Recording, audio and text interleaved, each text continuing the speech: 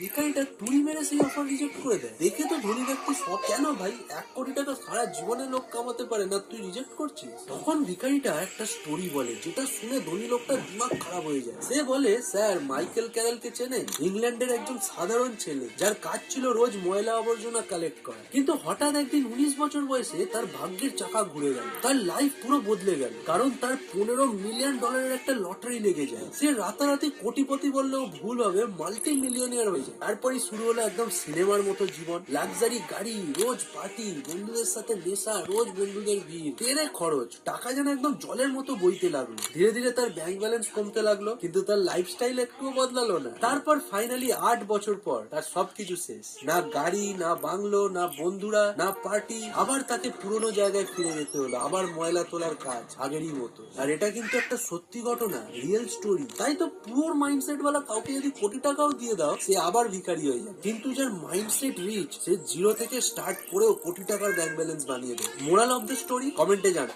একবার।